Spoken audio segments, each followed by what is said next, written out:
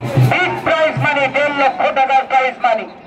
আবার সৌরভ দেওয়ান দেখতে পারলেন না, অবস্থায় মুক্তার ক্লিয়ার করলেন, উদ্দেশ্যে সদস্য খেলোয়াড় অবস্থায় সাইদ জার্সি নাম্বার 4 নেটব্যাক পজিশন থেকে উঠে আসা প্রস্তাব ভারতের সৌরভ দেওয়ান।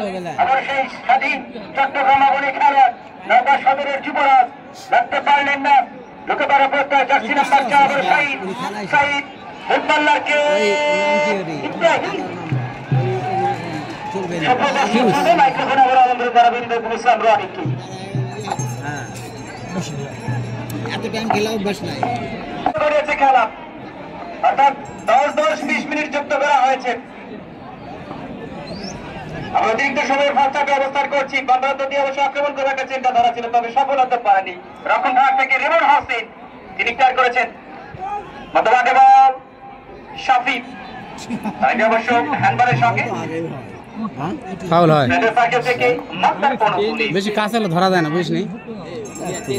আমরা যতক্ষণ দেখবো রেফারি তো হলো 3x জুম, ওই জুম প্রাইস কতটা 24 22 মানে 5x না 10x সরাসরি মান্দার ফেভারিট ক্রিকেট চলেছে চলকে ভালো প্রতিপক্ষের সীমানায়, সেখান থেকে অবশ্য রক্ষণ ভাগ থেকে হাসান তিনি ক্লিয়ার করলেন। কি গোল গোল হয় নাকি?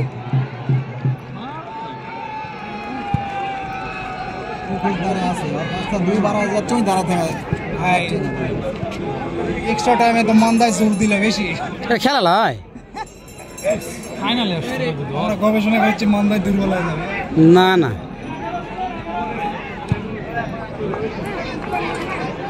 বলতে আবারও হেড, সেখান থেকে নায়ক ধরে পাবে। আপনি কোন দিকে ধরে আছেন? আমি খেলা দেখো না। আপনি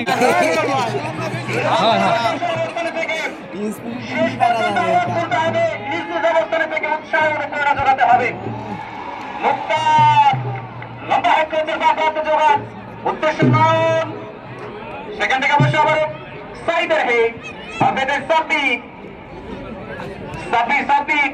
আবার সাব্বির নিয়ন্ত্রণ হারিয়েছেন। এটা প্রায় সাইদ যেমন ধরনের একটা চিন্তাধারা তারা সফল হতে পারলেন না। জামিল তরুণদের মানে জামিল অসাধারণ খেলেছেন পুরো টুর্নামেন্ট জুড়ে মন্দার হয়ে। আবার স্বাগত রোহান, অত্যন্ত স্পিড মাস্টার এই রোহান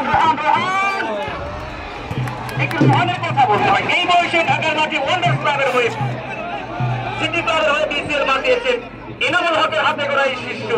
আবার সাকিব রোহানের কি স্পিড দেখুন, রক্ষণ ভাগকে ভেঙে চুরে